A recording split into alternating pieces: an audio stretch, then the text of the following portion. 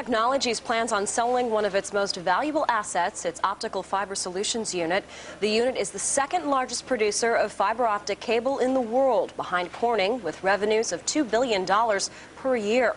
Lucent is undergoing a major restructuring to streamline and focus on next-generation wireless services and telecom routing equipment. But demand for fiber optics remains high, and many analysts are perplexed by the move. The value of the unit is estimated anywhere from $4 to $8 billion.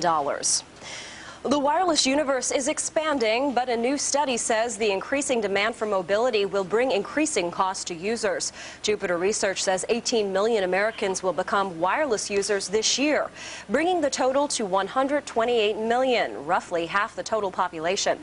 And the percentage of internet-ready handsets will quadruple.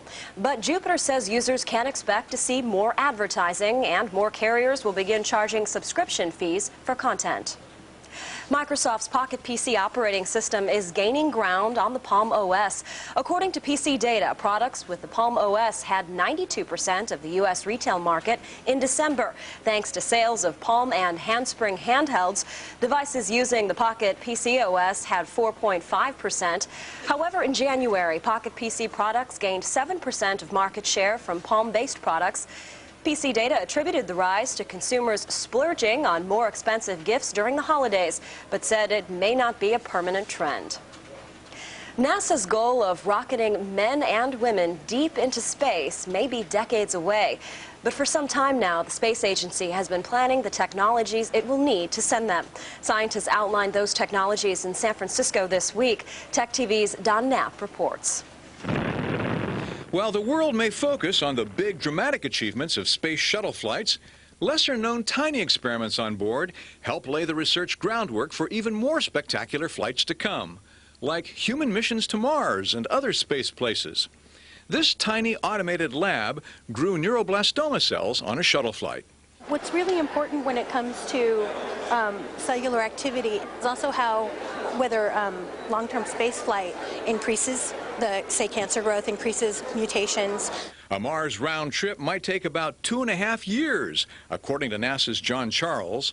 The design reference mission, as I described to you, is 4 to 6 months there, 18 months on the surface, 4 to 6 months back. After 400 days in space, this Russian cosmonaut could not walk. Without countermeasures, humans arriving on Mars would resemble jellyfish, says researcher Lawrence Young. We have to deal with the cardiovascular systems. You have to deal with the problem of bone loss, bone fracture. You have muscles which weaken and have to be rebuilt. Why send humans to Mars? To answer the really big questions, says NASA's Chris McKay. I think the two big questions to deal with Mars are, was there life early in its history? And not just life, but a separate genesis, a second independent origin of life from Earth. In other words, is life on Earth a fluke? If Mars had a separate origin of life, that means right here in our solar system life appeared twice. I think that would tell us that, okay, it's common. The universe is friendly to life. McKay has big plans for Mars. He says we ought to go there and try to bring it to life by creating an atmosphere, then warming it up. He says Earthlings have already figured out how to warm up a planet. In San Francisco, Don Knapp, TechTV News. Up next, the founding fathers of the Internet talk about their claim to fame.